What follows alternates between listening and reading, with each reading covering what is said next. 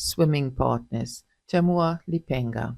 She was born 2 years before me, and by virtue of birth became my leader. As our parents had no more children after my birth, it meant that I had Aisha's full attention, and I was her dedicated follower in every sense of the word. From the time I could talk, I tried to talk like Aisha, and when I could finally walk, I followed her everywhere. The most ominous threat I could receive from my mother was that if I was naughty, Aisha would run away. So I generally behaved, for I could not bear to be separated from my big sister. We both attended the village school. She was 2 classes ahead of me, and when I was in Standard 1, I used to wait until the Standard 3s knocked off. I would sit a few meters outside her classroom, waiting, tired and hungry. Her friends teased me because of the way I followed Aisha around. There were those who were nasty and called me slave. There were those who were amused by my tagging along and called me shadow. Aisha herself oscillated between these two moods. Sometimes she would get irritated and try to sneak away from me. At other times, she would just accept me as her shadow and would make plans for both of us. I would not be consulted. I would just be told what we would be doing on that particular day.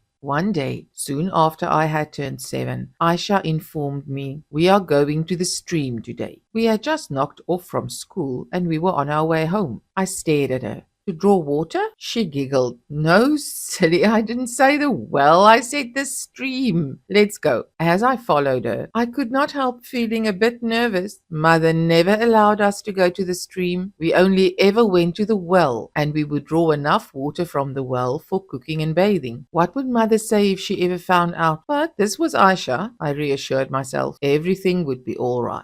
We got to the stream around 3 o'clock. Aisha started taking off her school uniform and I decided to do the same. Then she stepped into the water. I stood watching her. "Come on in, it's fun," she yelled, splashing about. "I can't," I said, my voice barely audible. She stopped, surprised. It was the first time I had ever refused to do anything she had said. "What did you say?" I cleared my throat.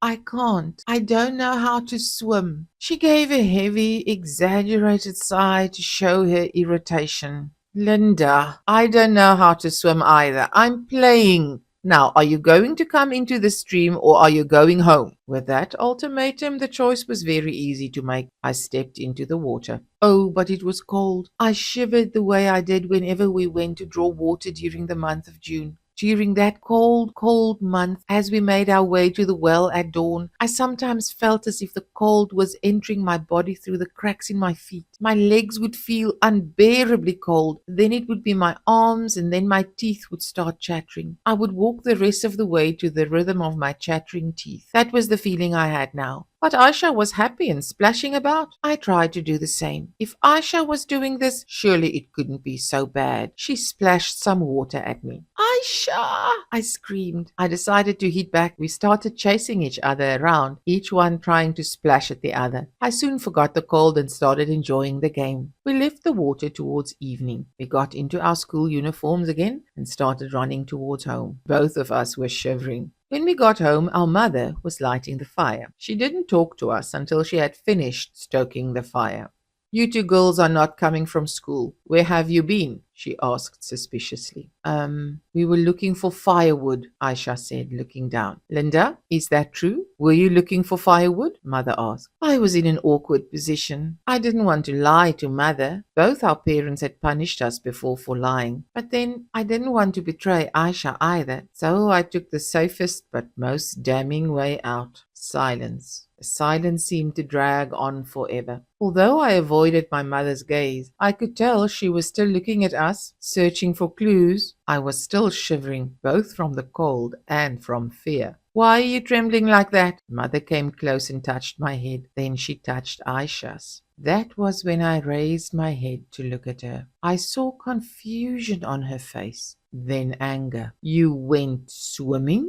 she asked in a frighteningly calm voice. "We were not swimming. We were just playing," I stammered. There was another silence. Then my mother turned to Aisha. "As the firstborn, I expected you to show more responsibility," she said in a calm voice. "I did not think you would drag your sister, who trusts you so much, into such a dangerous situation. I am very disappointed." Then she turned to me. Linda, you do not know how to swim. You could have drowned in that stream. You know that you catch cold easily, and yet you went ahead and swam. You worry me because you cannot think for yourself. You are like the corpy bird, which, although it has wings, lets itself be carried in any direction that the wind chooses to blow. Then came the judgment. I'm not going to tell your father about this. He has enough problems worrying about how we have not managed to harvest enough maize this year. We do not even know if we will manage to get a good price for it in the city. Why should I bother him about two disobedient daughters? We heaved a sigh of relief. My father, strict disciplinarian that he was, would surely have used his leather belt on us for such blatant disobedience, not to mention the risk to our lives. Mother continued. But just to show you that I am not happy with what you have done, there will be no supper for you tonight. If you had wanted supper, you would have been here to help me prepare it. I stared at her in dismay. Aisha showed no reaction. I could see from my mother's face that she would not be swayed in this matter. We lingered by the kitchen, which was a separate and small hut away from the main house. My mother had prepared pumpkin leaves with groundnut stew, my favorite. Then she took another pot and started dishing out dried fish stew. I thought I would collapse with hunger. She covered the food and took it inside the house together with a thickened maize porridge and nsima. The food was for my father. Mother then came back into the kitchen. She put the nsima, vegetables and fish that had remained, on a plastic plate and started eating. Aisha and I watched her hungrily as she swallowed each mouthful. I thought I would cry, but as Aisha would probably have laughed about it, I kept quiet. We learned a lot from that experience, but the most valuable lesson was to be more careful next time. Mother's punishment had not deterred us from going to the stream. We just made sure we picked our share of firewood before we went and that we came back in good time. My mother probably thought we went to play with our friends, but we had discovered a lifelong friend, the stream. There was a certain freedom about being in the water that was more precious than any of the games we played at school. We had even taught ourselves to swim, and mostly we would compete over who could swim the furthest, but we still splashed out at each other every time we went to the stream. By this time, Aisha was more than a sister. She was a friend. I remember how, when she was 15 and I was 13, we giggled throughout the initiation ceremony, which was held annually for young girls who had just reached puberty. As some of the elder women danced with vigor in the enclosed room in which the two of us, along with our female age mates, had been kept, Aisha would mumble comments to me. Several times the ceremony had to be interrupted as the women broke off their singing to admonish us. You are women now, not children. Conduct yourselves with dignity, or your parents will have to pay 2 chickens to the committee. Yet being women did not deter us from the swimming. It was by now a part of our lives. When Aisha was 18 and I was 16, our father died. He fell from the ladder while thatching the roof of our house. It was a difficult time for all of us. My mother was now faced with the challenging task of cultivating the maize field and harvesting enough not only for food but also to sell for our livelihood. We went to a day secondary school, but we usually came home late, and so we could only help her on weekends. One day, on a Saturday, she told us that there would be a family meeting. The meeting was held in the afternoon in our house. Apart from my mother, there were her older brothers who lived in the neighboring village. Her brother Pichulo started speaking. Last week, your mother came to me with a problem. She has been struggling to make ends meet since your father passed away. She has made a decision and asked me to support her in that decision. He turned to her. For the first time in her life, my mother looked nervous. Your uncle is right. You all know how we are suffering. Money was difficult enough to come by when your father was around. It is worse now. Linda and Aisha, every term you are chased away from school because you have no school fees. The house we live in is only partly thatched. She was close to tears now. I can no longer afford to send you to school. I do not have enough money. Please understand. Aisha spoke in a hushed voice. Mother, are you saying we should stop going to school? Mother nodded. I tried to avoid such a decision, and I have been around the village borrowing money, but it is difficult. No one is rich enough to help me to pay for the two of you. No one. We were stunned. Although we had indeed been humiliated by being sent back home because of no fees, we had always taken school as a given entity. We had never thought the day would come when we would have to leave school. My mother continued. I even talked to our member of Parliament about you, but he said that he already assists 3 orphans from this village. He says he doesn't have enough money for 2 more students. And so we stopped going to school. Instead, we would now go to the maize field very early in the morning. Then we would be back at home in the evening. I think the maize field marked our transition into womanhood more than the initiation ceremony had ever done. For the first time in our lives, we could no longer go swimming. It was while we were occupied with the maize field that I noticed that 2 of the village's promising young farmers, Jacobe and Itimu, seemed to take more than a polite interest in the 2 of us. When my mother was not around, the 2 would accompany us home, helping us with the maize sacks. Then, one day, after an exhausting day, Aisha turned to me in the evening. "Linda, I can't take this anymore. I'm leaving the village," she declared. I was alarmed. Why? If I don't go, I will always be stuck here. It will be the same back-breaking work day in, day out. I know that Jacobe is going to ask for my hand in marriage, and it will probably be soon. Itimu has his eye on you. There must be more to life than this. Come with me. We will leave tomorrow. But Aisha, how will we survive in town? We will find jobs. We may not have school certificates, but at least we are literate. I was scared. I had never been to the city. Life in the village was hard, but I was used to it. But taking a plunge into the city? I can't, Aisha. She stared at me, then played her trump card. Then I will leave you tomorrow. But it did not work. She left alone the next day, as for the first time in my life, I stood by my decision and refused to go with her. As she had predicted, I soon got married to Itimu. Over a period of 3 years, we had 2 daughters, the pride and joy of my aging mother. They sometimes reminded me of Aisha and me. I missed her a lot, but there was a lot to occupy me in the village, taking care of the children, managing our maize field, and trying to keep an eagle eye on Itimu, who was seen, if not as an eligible bachelor, at least as an attractive catch. By the village standards, the fact that we had a corrugated iron roof over our heads showed that we were rich, and there were many who wanted to share this wealth.